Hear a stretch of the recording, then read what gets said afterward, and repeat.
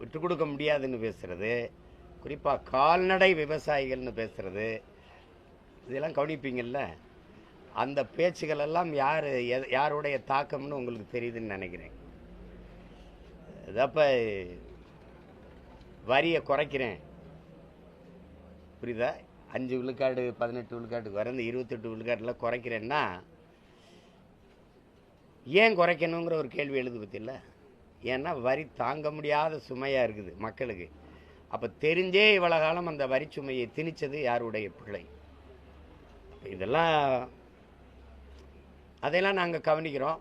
சரி, இப்போ எங்கோ ஒரு ஓரத்தில் நம்ம பற்ற வைக்கிற நெருப்பு பரவுது.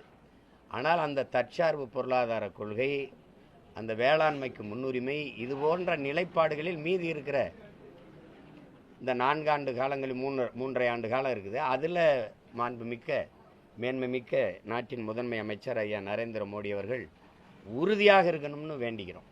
அவ்வளோதான். இப்போ ஆர்எஸ்எஸை பற்றி அவர் பேசுகிறதுல வியப்பொன்றும் இல்லை. ஆனால் ஆர்எஸ்எஸை பற்றி பேசிட்டு சுதந்திர தின கொடியேற்றி பேசுகிறதா வேடிக்கையாக இருக்குது. ஏன்னா சுதந்திரத்தையே அவங்க ஏற்கல, சுதந்திரத்துக்காக போராடலை. அவங்க வெள்ளையனை ஏற்று வெளியேற்றணுங்கிறது அவங்க நோக்கம் இல்லை. சுதந்திர கொடியவே அவங்க பிடிக்க தயாராக இல்லை. பிடிக்கும் போதும் ஈடுபாட்டோடு பிடிக்கக்கூடாதுங்கிறது அவங்களுடைய கொள்கை. உங்களுக்கு புரியுதுன்னு நினைக்கிறேன். இப்போ அதனால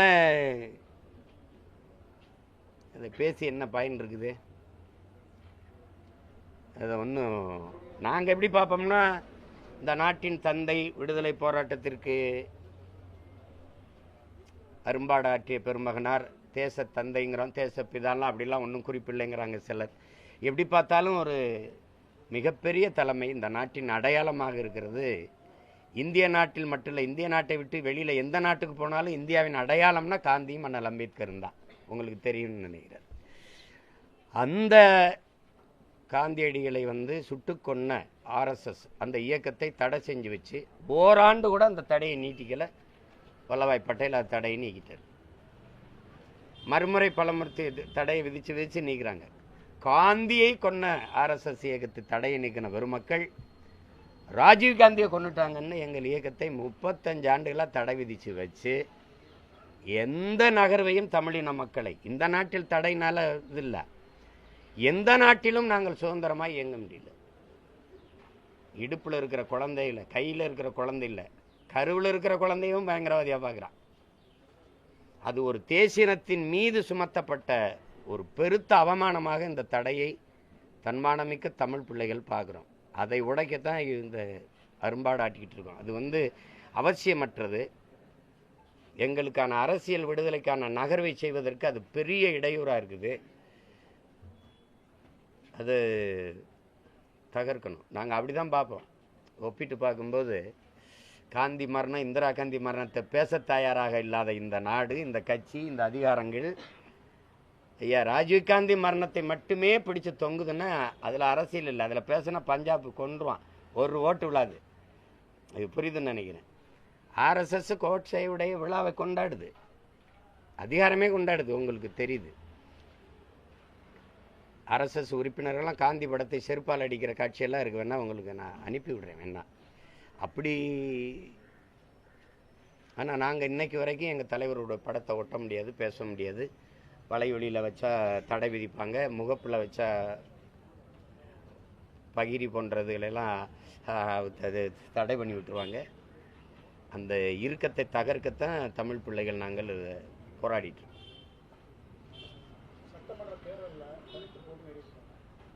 தனிச்சு போட்டின்னு என்னமோ நான் இப்போ அறிவிக்கிற மாதிரி, தனிச்சு போட்டின்னு நான் இப்போ அறிவிக்கிறது. 2010ஆம் ஆண்டு மதுரையில் நாம் தமிழருங்கிற ஒரு கட்சி இயக்கத்தை அரசியல் கட்சியாக மாற்றின போது நான் அறிவித்தேன்.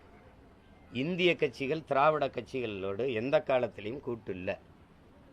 ஏன்னா இந்த கட்சிகளின் கொள்கை கோட்பாட்டுக்கு எதிராக தான் நாங்கள் ஒரு புதிய தத்துவத்தை வச்சு தனித்த பாதையில் பயணிக்க தொடங்குகிறோம். ஒவ்வொரு தேர்தலையும் நான் சொல்லிட்டு நின்றுக்கிட்டே இருக்கேன். ஆனால் நீங்கள் ஒவ்வொரு தேர்தலையும் பேசிட்டே இருக்கிறீங்க. உங்களுக்கு வேறு வேலை இல்லை, நிறைய நேரம் இருக்குது. எனக்கு நேரம் இல்லை, நிறைய வேலை இருக்குது. புரியுதாண்ணே? உங்களுக்கு வேலை இல்லை, நிறைய நேரம் இருக்குது. எனக்கு நிறைய வேலை இருக்குது, நேரம் இல்லை. அதனால் திரும்ப திரும்ப அதை நீங்கள் கேட்கும்போது கோவம் வந்துடுது. எத்தனை தடவைப்பா சொல்கிறது? எனக்கு ஒரே பொண்டாட்டி தான், எனக்கு ஒரே பொண்டாட்டி தான், எனக்கு ஒரே பொண்டாட்டி தான். எத்தனை தடவை சொல்றது? உங்கள் கிசு கிசுக்கு இல்லாமல் நான் நேரத்தை செலவழிக்கிறது வேற வேற.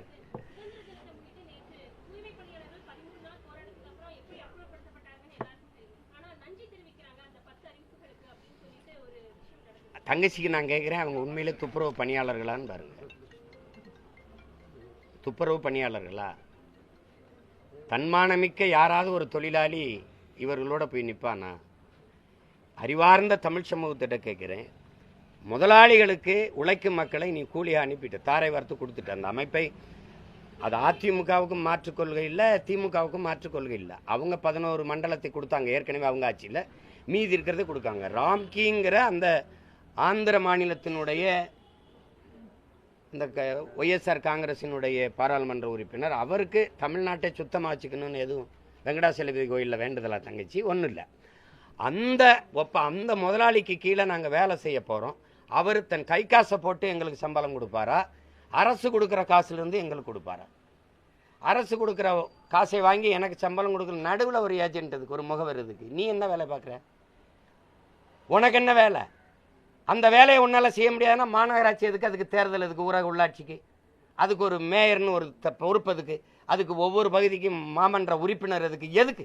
அந்த காசு தண்ட செலவு தானே. இதுக்கு செலவழிக்கிற காசை என் மக்களுக்கு சம்பளம் கொடுத்துடலாம். 30,000 பேர் வச்சுக்கிறோமா? ஒரு மாதம் 20,000 30,000 சம்பளம் கொடுத்துக்கிறோம், 70 கோடிக்குள்ளே முடிச்சிடலாம். ஆனால் மாதத்துக்கு நீ 270 கோடி ஒதுக்குற. அதை வச்சு என்ன பண்ணுற? 5,000 கோடி வரி வருவாய் இருக்குது அதில்.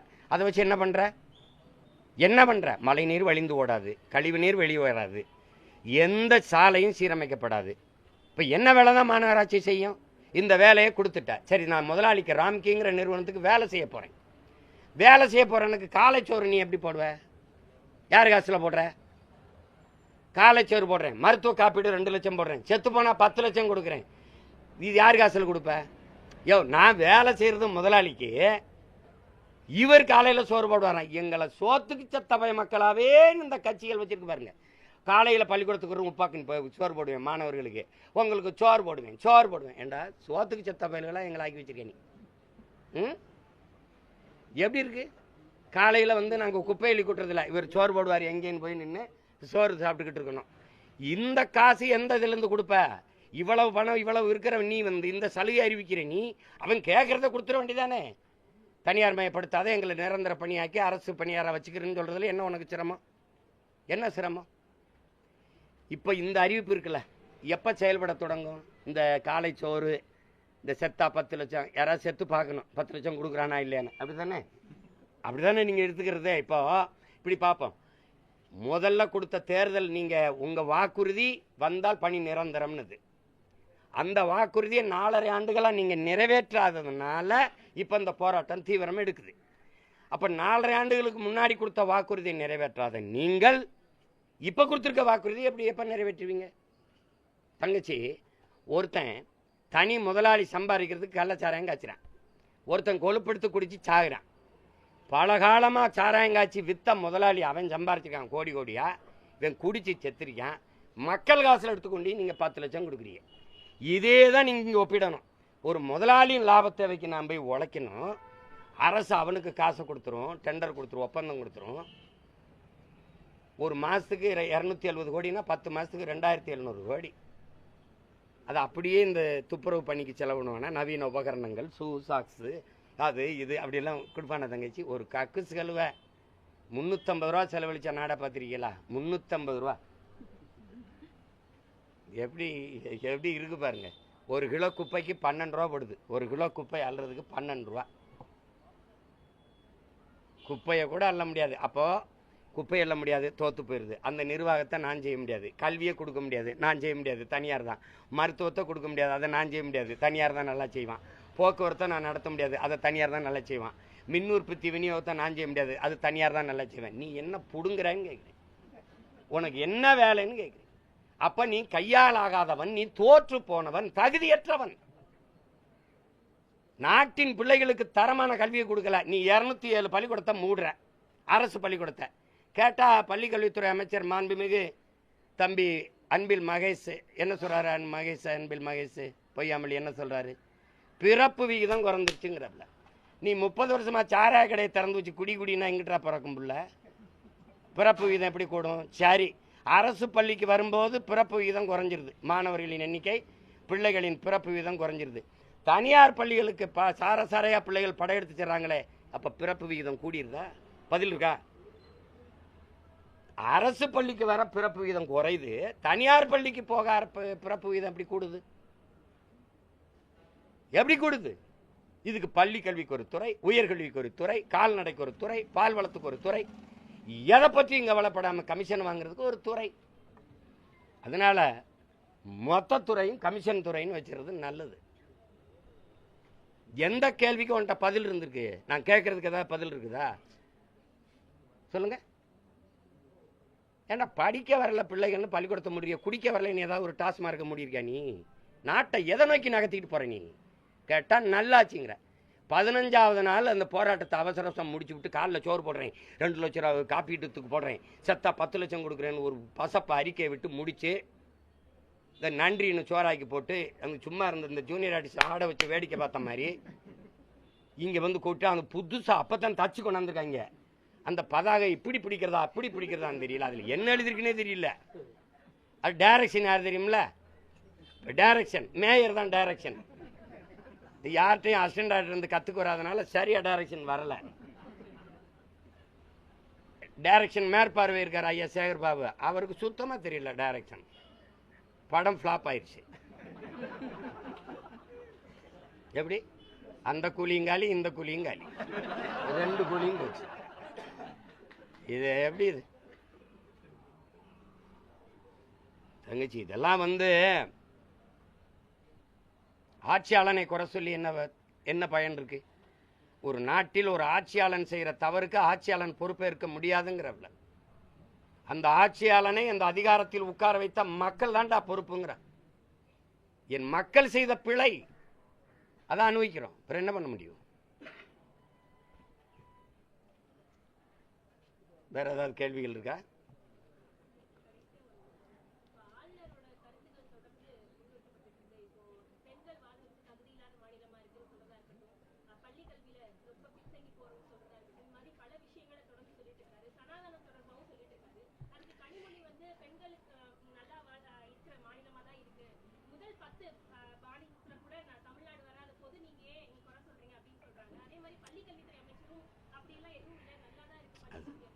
இல்லை, அதிகாரத்தில் இருக்க 2 பேரும் அப்படி கிள்ளி விளையாடுறதானே தங்கச்சி.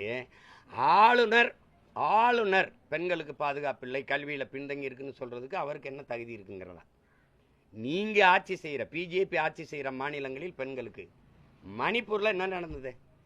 நடுச்சாலையில நிர்வாணமா பெண்ணை நடக்க வச்சு வன்புணர்வு செஞ்சு தீ வச்சு கொளுத்தனோங்கி தானடா நீங்க. நீ என்ன பத்திர? நீ எத்தனாயிரம் பெண்களை நீங்க வன்புணர்வு குஜராத் மணிப்பூர்ல செஞ்சீங்க? எவ்வளவு படுகொலை செஞ்சீங்க? நீங்க ஆள்ற மாநிலங்கள்ல ஒரு தாழ்ந்த சாதிக்கார பையன் உயர்ந்த சாதி பெண்ணை காதல் கட்டி வச்சு அடிச்சு சித்திரவதை பண்ணி கொள்ற எத்தனை காட்சிகள். சூவை நக்குங்கிறது, சூளை தண்ணி ஊற்றி குடிங்கிறது, எவ்வளவு இழிவு பண்ணுவீங்க நீங்க. நீங்க மனித குல பகைவர்கள். நீங்க வந்து இந்த மாநிலத்தில் சொல்லுங்க, அது நாங்க பேசுறோம். அதே மாதிரி அம்மையார் கனிமொழி அவர்கள் பாதுகாப்பு உங்களுக்கு நீங்க பாராளுமன்ற உறுப்பினராக இருக்கீங்க, காவல்துறை எப்படி துப்பாக்கியோட வருது? எங்க அக்கா தங்கச்சிக்கு இருக்கா? அதான் பேச்சு. மனநலம் பாதிக்கப்பட்ட பெண்ணை வன்புணர்வு செஞ்சு கொலை செஞ்சானா இல்லையா? எத்தனை பச்சிளம் குழந்தைகள் வன்புணர்வுக்கு ஆளாக்கப்படுறாங்க? எவ்வளவு பெண்கள், எத்தனை குறிப்பாக வட இந்தியர்கள் எவ்வளவு படுகொலைகளை வன்புணர்வு கொலைகளை செய்கிறான். ஒரு நாள் உங்களுக்கு காணொலி, உங்களுக்கு தங்கச்சி உங்கள் அலைவெளியில் பள்ளிக்கூடத்துக்கு போகிற பிள்ளைய ஒரு வட இந்தியன் தோலை தூக்கிட்டு போகிறான். இந்த நிலைமை வர்றதுக்கு முன்னாடி எச்சரிச்சுக்கிறீங்கன்னு நம்ம பிள்ளைங்க போடுறாங்க. அப்போ அந்த நிலைமையில நாடை வச்சுக்கிட்டு நல்லா தான் இருக்குன்னா இப்படி எப்படி? இவங்க உதாரணம் சொல்றது எப்படி தெரியுங்களா? அதை பார், அந்த நாட்டை பார், இந்த மாநிலத்தை பார். ஏய், ஓட்டு உனக்கு அவன் போடலடா, ஓட்டு நாங்க போட்டிருக்கோம். அதுதானே முக்கியம். இங்க அந்த மாநிலத்தை பாருங்கள், இந்த மாநிலத்தை பாருங்கள். இவங்க வந்து ஒருவர் குறை சொல்லி விளையாடுவாங்க கவனத்தை திருப்புறதுக்கு. அதுல நம்ம போய் ஆர்.என். ரவி சொல்றாரா, அதையும் ஏற்போம். இவங்க சொல்றாளா மற்ற மாநிலங்கள்லாம் சரியில்லைன்னு அதையும் ஏற்போம். இப்ப நாமெல்லாம் சேர்ந்து எல்லாத்தையும் ஒழிப்போம், இவங்களை ஒழிப்போம். அதுதான் நம்ம செய்யணும். வேற ஏதாவது கேள்வி இருக்கா?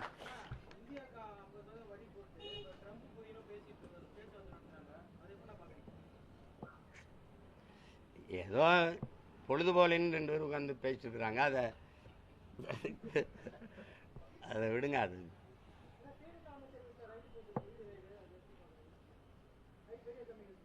ஏற்கனவே போன ரைடு என்ன ஏதாவது சொல்லுங்க. ஏற்கனவே போன ரைடு என்னாச்சு சொல்லுங்க. டாஸ்மார்க்குக்காக வந்த ரைடு, ஈடி ரைடு. எங்கெங்கே பிஜேபி போட்டிருக்கோ அங்கெங்கே பணம் வாங்கியிருக்கா இல்லையா? ஆதாரம் உங்களுக்கு அனுப்பிட்டா இல்லை? அனுப்பிட்டா? எங்கெங்கெல்லாம் நாடங்களும், தமிழ்நாடு மட்டும் இல்லை தம்பி, எங்கெங்கே ஈடி ரைடு போயிருக்கோ அங்கெல்லாம் காசு வாங்கியிருக்கு. புரியுதா? அது இன்கம் டேக்ஸ்னா அது அவ்வளவு சரியாக வசூல் வரல. அதனால அமலாக்கத்துறைன்னு ஒன்று கொண்டு வந்து, புரியுதா? அது நான் என்ன சார், அமலாக்கத்துறை ஈடி ரைடு தான் சிறப்பாக இருக்கும்னா இன்கம் டேக்ஸ் ரைடை கலைச்சி விட்டுடலாம்ல. அதை எடுத்துடலாம்ல. என்னையே தான் நல்லா விசாரிக்கணும், சிபிஐ எடுத்துடலாம்ல. எதுக்கு 2 தண்டை சம்பளம்? என்ன தம்பி, இவர் சுமாராக விளையாடுவார், அவர் தான் நல்லா விளையாடுவார்னா அவரே விளையாட்டுக்கு வச்சுட்டு இவர் எடுத்துடலாம்ல. எதுக்கு 2 பேருக்கு சம்பளம்? கேட்கறதுக்கு எல்லா தீர்ப்பையும் உச்சநீதிமன்றம் தான் சிறப்பாக சொல்லும்னா தம்பி, நாடங்கள் அதுக்கு கிளையை திறந்து விட்டு கீழமை உயர்நீதி, இங்கே வாயா, இங்கே வாயா, எல்லாத்தையும் கலைச்சி விடியா, உச்சநீதிமன்ற கிளையை எல்லாத்துக்கும் திறந்து விடியா, அவ்வளோதானே. உயர்நீதிமன்ற கிளை மதுரையில் இருக்க மாதிரி தம்பி, உச்சநீதிமன்றத்தின் கிளையை நாடங்களும் திறந்து விட்டுரு. என்ன தம்பி சிரிப்பா இருக்கு? சிரிப்பா இருக்குல்ல? இந்த ரைடெல்லாம் சும்மா அப்படி ஒரு டைவர்ஷன், டேக் டைவர்ஷன். ரோட்டில் போனீங்கன்னா, சாலையில் போனீங்கன்னா டேக் டைவர்ஷன் அப்படின்னு எழுதிருக்கும் பார்த்தீங்களா, அந்த டைவர்ஷன் தான் அது. வேற ஏதாவது கேள்வி இருக்கா? மறுபடியும் தான் சிதறுன தேங்காய் அது உடைக்கிறீங்களா?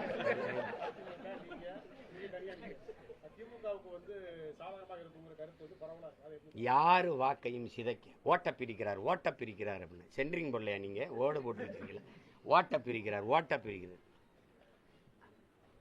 நாங்கள் வந்திருப்பது ஆகச்சிறந்த அரசியலை இந்த மண்ணில் விதைத்து நல்ல மக்களுக்கான தூய அதிகாரத்தை நிறுவனம்னு நினைக்கிறோம். அதை நோக்கி பயணிக்கிறோம். அவர் வாக்குச்சிதையும் இவர் வாக்குச்சிதையும் இதெல்லாம் நம்ம கவலைப்பட்டுக்கொண்டது. களத்தில் நிற்கிற ஒரு போர் வீரன் எதிரியின் பலகீனத்தை நம்பி களத்தில் சண்டை போட முடியாது. தன்னுடைய பலத்தை நம்பி தான் களத்தில் சண்டை செய்யணும். நாங்கள் எங்களுடைய பலத்தை நம்பி தான் களத்தில் நிற்கிறோமே ஒழிய, அந்த எதிரி பலகீனம் அடைவான், இவன் பலகீனம் அடைவான், அவன் சோர்ந்து உட்காரும் போது வெட்டணும், அதெல்லாம் எங்கள் கணக்கு இல்லை. புரியுதா? அதெல்லாம் நம்மதில்லை. நாங்கள் எதிரி தோற்கணும் என்பதை விட நாங்கள் வெல்லணுங்கிற வெறியா இருந்து வேலை செய்வோம். அதுதான் இங்கே. அவ்வளோதான கேள்வி? எழுதிட்டல இல்லை? வேற ஏதாவது இருக்கா? ஏய், நீ ஏன்டா குறுக்கு எது?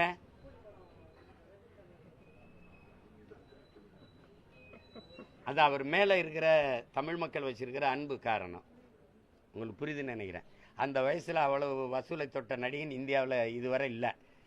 புரியுதுன்னு நினைக்கிறேன். அவர் ஐயா ரஜினிகாந்த் மேலே தமிழ் மக்கள் ஒரு பேரன்பு வச்சுருக்காங்கங்கிறத காட்டுது. அதுதான் அதை காட்டுது. அந்த முதல் நாள் வசூல் அவ்வளவு இருக்குங்கிறத காட்டுது. வேற அவ்வளோதானே?